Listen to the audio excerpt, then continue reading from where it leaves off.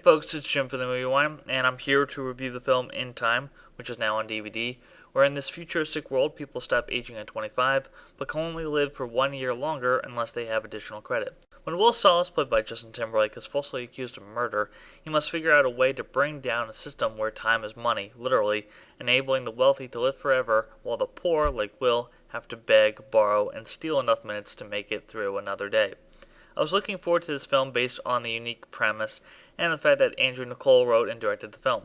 For those that don't know, Niccol was the mind behind the Truman Show screenplay and also wrote and directed the underrated Lord of War and Gattaca, one of the best thought-provoking sci-fi films ever. In Time is an interesting companion piece to Gattaca in ideas and visual look. Niccol doesn't get too caught up in the futuristic look of the world, putting his focus more on the film's ideas. Unfortunately, the script isn't as sharp as his other work.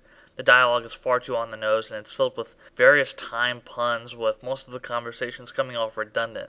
Aside from some failed attempts at humor, the film takes itself too seriously, and with preposterous dialogue, it's hard for a viewer to take the film seriously. It doesn't help that the two leads aren't particularly convincing.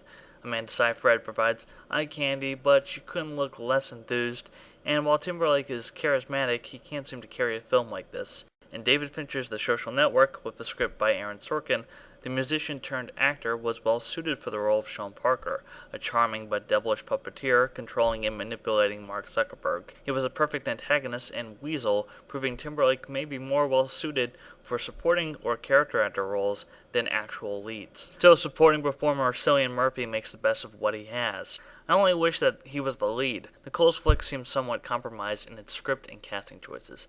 Given the film's premise, the film was inherently going to have a young cast, but most of them look like models for Hollister, whether the characters are wealthy or poor. This futuristic Bonnie and Clyde lacks subtlety in its execution and features somewhat sloppy shootouts and car chases. Thankfully, there are some close calls where Will nearly times out. So if you've seen the trailer and you think Will will have an endless amount of time eliminating a lot of danger, you'll be pleasantly surprised. That aspect is well handled, along with how Niccol applies a world where time is exchanged instead of money. There's a better film in here somewhere, but it's too busy hitting us over the head again and again, and it doesn't help that much of the groundwork is laid out in the first 15 minutes. In other words, this 100-minute flick could be so much tighter since there's actually very little plot. Still, I like where the film's coming from, and I'll give the film a C. That's it from the Movie Wine. Have a good day, folks. Until next time.